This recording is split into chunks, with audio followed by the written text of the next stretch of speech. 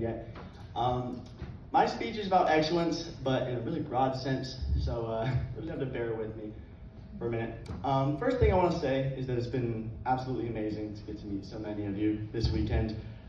It's been great to get all the awesome insight that you have. But honestly, it's also been kind of surreal and kind of weird because you've been answering questions, and guys are not supposed to do that. It's been weird. It's Socratic discussions. That's all you've been doing. So it's been weird. Little off-putting, but I'll let you. But it's also been kind of awesome because what you're really doing is reflecting a studio. What it looks like is just a really big, above average studio. Maybe a bit older, a little bit here and there, no offense. But really what you're reflecting is a studio, and I think it's kind of beautiful that the system you guys have all spent so long years making, you're now getting to live it a little bit, and I think that's really pretty. But in that light, this whole conference has kind of just been our town hall as our big, bit older studio. We've brought up problems, we've challenged each other, and we've worked together towards solutions, right? And just like in a learner's town hall in your studio, we've been struggling, we've been facing challenges, and thinking deeply, and most importantly, growing. And I think that's where the real value of all this is. In my opinion, I think we've all become better actinites or actinies or whatever it is this weekend, I don't know, because of those challenges that we've worked through together. I think that's improved us. But here's the perspective I hope to leave you with.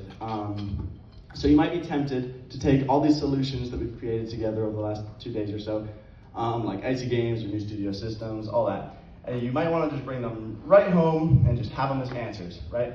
And you're probably like, yeah, duh. This is a conference to figure stuff out, so I'm figuring stuff out.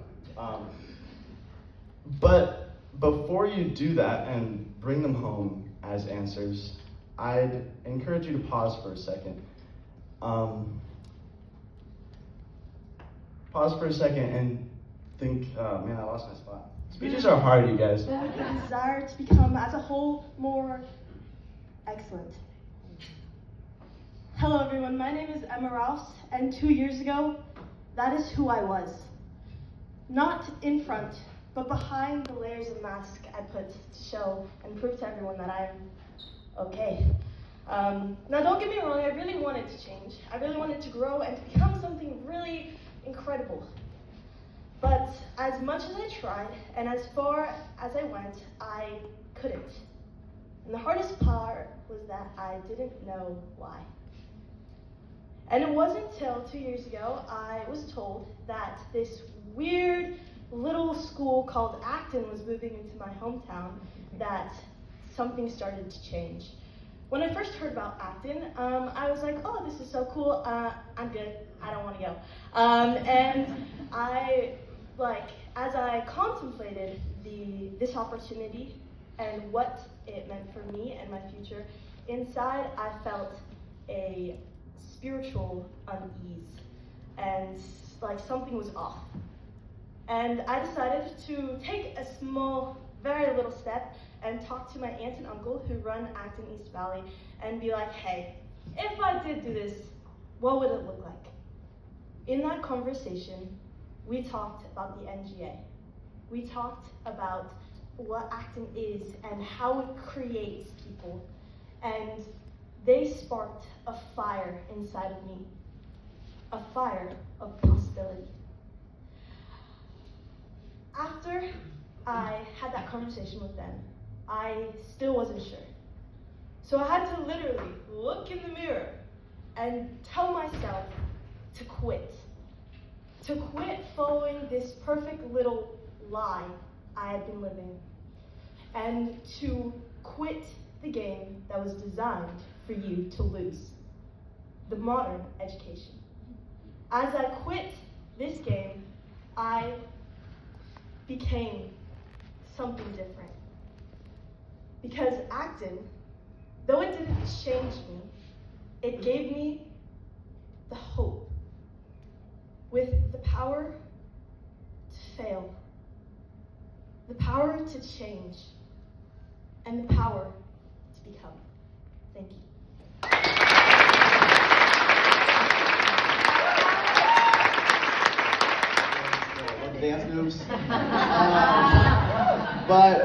my name is Kyle Deering. I'm here representing the Acton Academy Placer in California.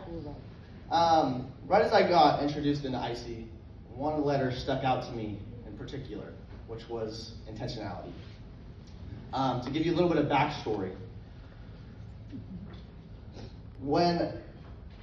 I joined Acton the second that the Sacramento campus was born in 2021. All of the heroes that when I met them, they all went to public school, just like I did. I went to public school for all my life up until Acton. And we were trying to work through all the years of Acton, all the 3 years building a studio that actually worked for us. And I know with all of you owners that is super hard to do, to build a tribe together. And all the way up to our junior year, something clicked. And I would say building it out, we were just kind of going through the motions. We were trying to, okay, we have to get math done. We have to get language arts done. And we didn't know how to really build a school and build Acton.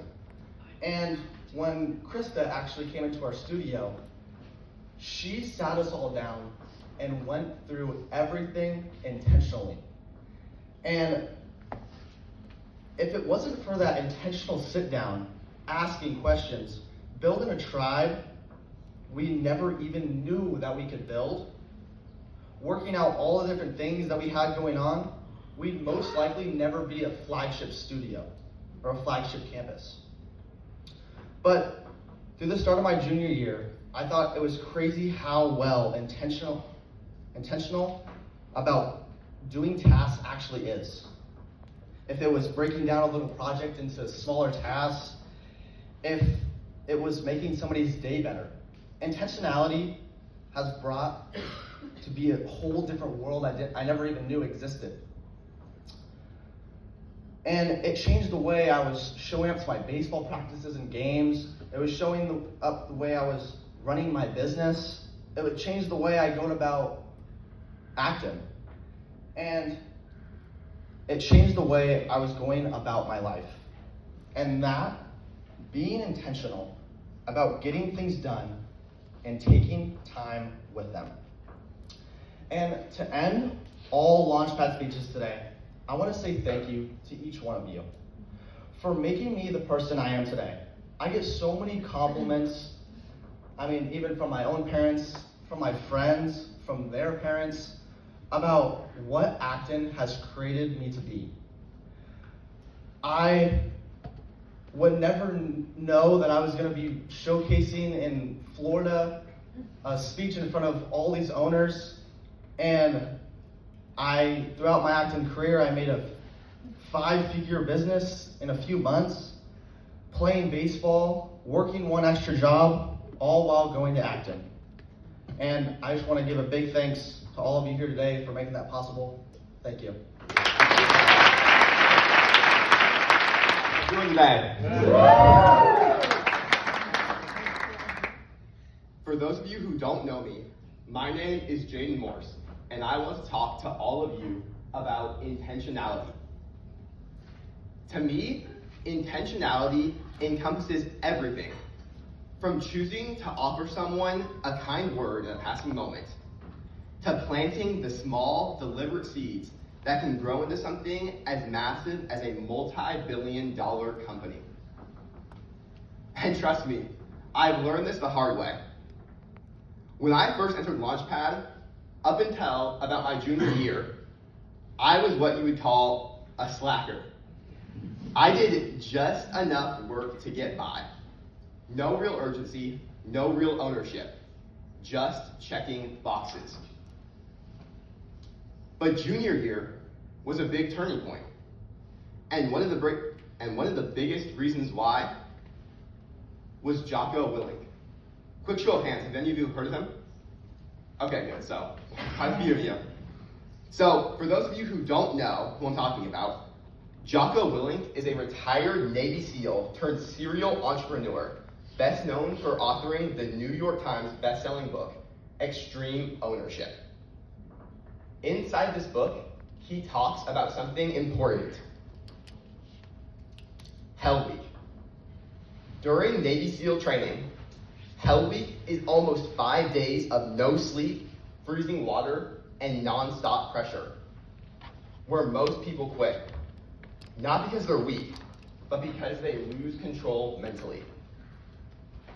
And inside of there's a story of 2 boat crews. Boat Crew 6 had all of the strongest guys. They should have dominated, and at first, they did. But when things got hard, they blamed each other. They lost focus.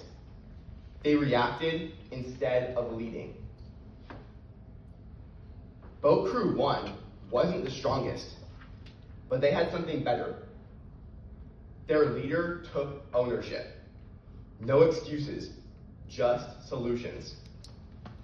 Then, the instructors switched the leaders. Same teams, same conditions. But now, Boat Group Leader 6 had a leader with ownership. And they started winning, going from last all the way to first. And Boat Crew 1, they still performed at a high level because that standard had already been set. That mindset stuck. And that's when it clicked for me. The difference wasn't talent. It wasn't conditions. It was intentional leadership. And I realized I wasn't leading my own life, I was reacting to it. And from that point on, I made a decision. I'm not that guy anymore. I stopped doing the bare minimum. I started showing up with purpose. In the studio, in my work, in how I carry myself. I made the choice to lead, not follow. To take ownership, not make excuses. Intentionality isn't about how you feel. It's about how you choose to show up, especially when it's hard. Because when you're tired, when you're stressed, when things aren't going your way, that's your very own version of Hell Week. That's when it all matters. So ask yourself, are you living on autopilot, or are you actually in control? Because your future isn't built in one big moment. It's built in small, daily decisions made with intention. Who you become isn't random. It's chosen. So choose wisely. Thank you. Luckily, at Acton, with all of our self-discovery and soul-searching, I didn't have to wait long to find out. Acton allowed me to put myself out there, take risks, and be intentional with my time. But it wasn't until I made a pretty major life decision, at least it was at the time, that completely transformed my idea of purpose. In the fall of 2023, so my freshman year of high school, I made the decision to leave Acton. I had always lived in a little bubble, and I wanted to explore the big wide world that I knew was in front of me. I had huge plans for this next year. I was going to join every single club, play a few sports, and maybe start something of my own. Unfortunately, I didn't end up achieving this goal. Why? Bottom line, I was scared. I was surrounded by so many opportunities, I didn't know which way to turn. When my parents asked if I wanted to stay for my sophomore year, I told them no. I came to this school hoping for an experience different from what I knew, which was exactly what I'd gotten. But Acton had always been my home, and I knew that it was time to return. It was then that I realized something, one of the most important educational lessons I've ever learned. My schooling was my own. I had full decision-making power when it came to what and where I learned, and by choosing Acton, I was choosing more than just a school. I was choosing educational freedom, love of learning, and happiness. And more importantly, my choice gave me purpose. So I began to take advantage of this fact for all it was worth. I took on various roles not only in my studio, but throughout my school as well, such as mentoring or project planning and leading. Through serving others, I found my purpose. I felt, for the first time in a while, that I truly can thrive being a servant leader. This was when I realized that finding purpose does not have to mean achieving world peace or solving world hunger. It does not mean becoming famous or having your face and name widely known. Purpose comes from small, intentional acts that make you feel like your best self. Leading others makes me feel like my best self. Serving others makes me feel like my best self. And I know that the more I continue to practice these small, intentional acts that make me feel so alive, I will grow deeper and deeper into my purpose. Thank you. When I first joined Acton, I was not good at this whole Acton thing. I mean, like, really bad at it. I got distracted with friends and wasn't meeting my goals, and just overall wasn't having a positive impact on the studio. I was a taker. But I pushed through this hardship and worked my way through the studios. And around the time I moved up into our MS studio, I sat down with my squad mentor and set 3 intentional goals that I would later use as a framework in our MS and LP studio. Those 3 goals were to take small steps to stop being a taker and start contributing something real to the people around me. To 2, finish what I started, meaning no more abandoned projects and no more half-bent targets. And to 3, to be someone my squad could count on, not just someone who showed up to the weekly required meetings. Soon after this, I realized something almost annoyingly simple. All I needed to pull myself out of that dull, directionless stretch wasn't a massive life overhaul. It was 3 goals. That's all that separated the taker Reed from the Reed standing in front of you today. 3 goals and the decision to actually care about them. After I decided to take these goals seriously, you could see a visible difference, not just in my work, but in my overall mindset. I went from being at the very bottom, being a taker in the studio, being the guy you politely describe as still finding his footing, to being an impactful leader in our community, taking on large leadership roles, not just in our studio, but in the Acton community. I hope all the incredible owners and guides here today take away that if you see somebody struggling in your studio, whether it's socially or academically, have faith. Have the belief that they can change, and have the belief that they can improve. And with the right guidance, they can go from being a taker to one of the biggest givers in your studio, just like I did. Thank you. Establish friendships. And don't even get me started on participating in discussions. I remember one time I had rehearsed a point I wanted to say in my head over and over again, but never ended up raising my hand, and the question just moved on. But thankfully, the recipes of Acton Academy gave me consistent exposure to my weakness that grew into my strength and passion. Every system from quest projects to leading Socratic discussions and group trips each helped me move 1 inch closer along the road. But if I'm going to be completely honest, it wasn't just the system, it was the culture. It was a culture shift that really helped bring out the real me. In 10th grade, our Launchpad studio faced a major reset. The people were different, and that gave me a perfect opportunity to be different as well. I started participating more in launches, taking on more leadership roles, and forming real powerful bonds with each and every individual member of my studio. I wasn't afraid to be myself, speak up, and be authentic with others. And that's how I brought my energy to the studio. I actually remember giving a monologue on John Brown during one of our exhibitions, where I had completely embodied the character, not just with words, but with my actions. And that's when I had my aha moment. The once introverted boy who was always in the back of the room enjoyed giving speeches and talking publicly. And that's when it hit me. Looking back, I think the best way to describe who I was that I was on mute. Not because I didn't have anything to say, but because I never turned on the mic. Now, I'm someone who always picks up the mic. Maybe not perfectly, and maybe not every time, but that's okay, because I don't just sit in silence anymore.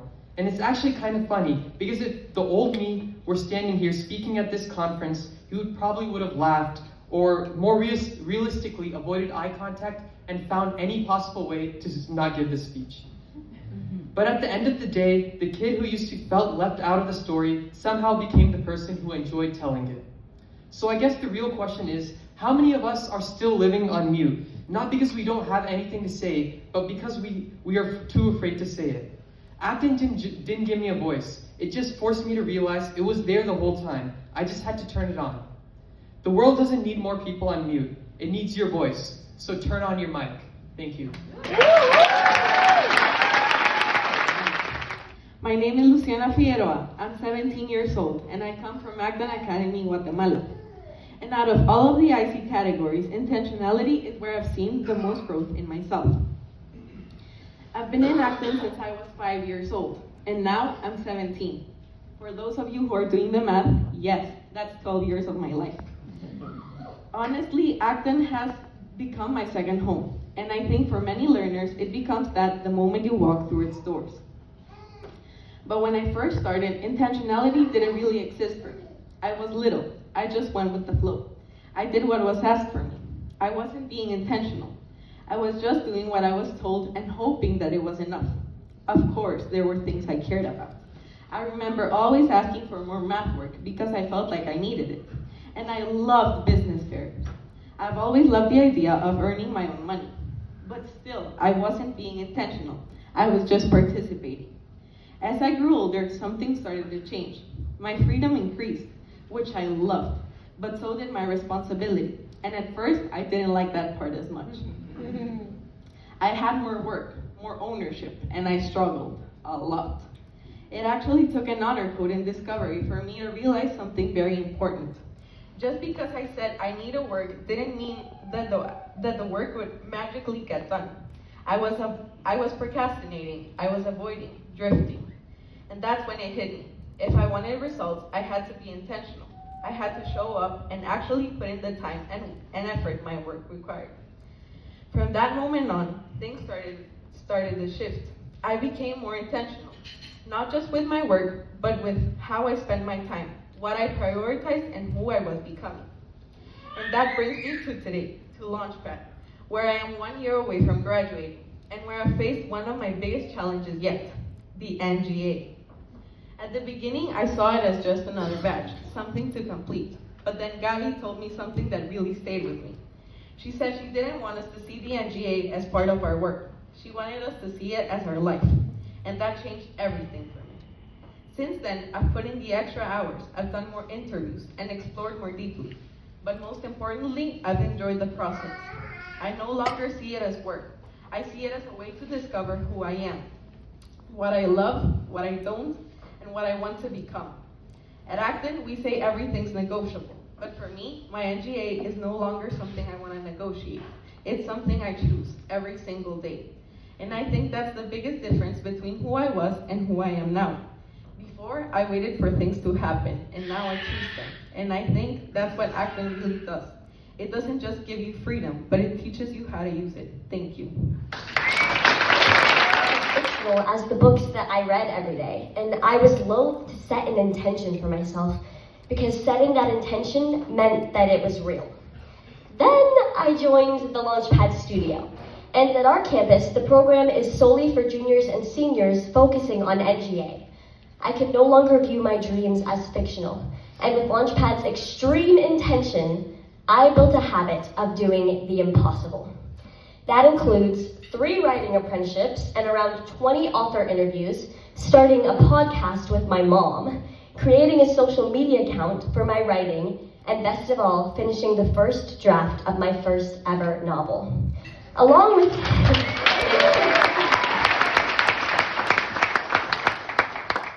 with finishing that novel, I've secured more than 100 pre-orders, raising more than $2,000 towards the editor that I've already hired, and I gave my second NGA talk with a live audience of over 100 people, a final bang in a very eventful high school career.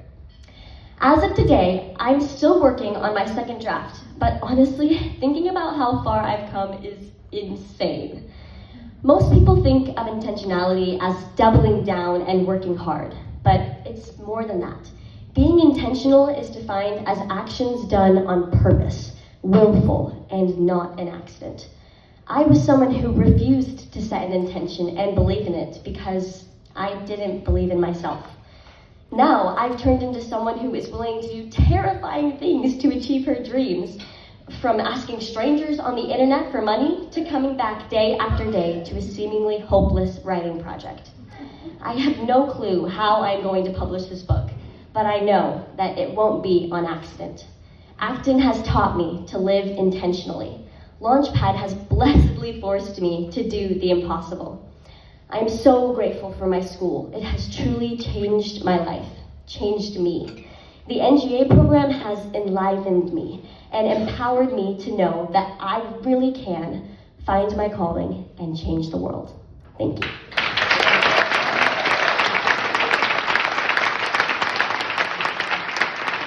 Kuala Lumpur, Malaysia. Kidding. It took me 35 hours, 2 layovers, and a short detour to Central America before getting here alone. I came with a plan to visit incredible actors like all of yours, to learn to take physical steps in my next great adventure. But somewhere along the way, things didn't go as planned. Conversations fell through, plans I thought were certain weren't. I'm overwhelmed. Not just because I'm worried about where I'm going next, but seriously though, I'm quite nervous. So hit me up or come find me or something. I'll come find you. But it's whether I let myself down, or the people that I reach out to, or the people who supported me to be here. And so yesterday I spoke to Monica. We talked about her hero's journey as a guide and as an owner. And I shared mine as a guide and possibly an owner, I don't know yet. And she said something that stuck with me. Fear doesn't go away, no matter who you are. Learners, guides, and rockstar owners like all of you.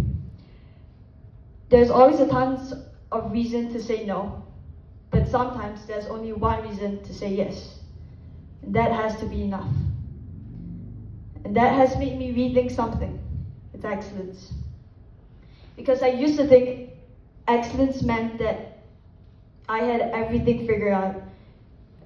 A clear plan with no mistakes and no uncertainty.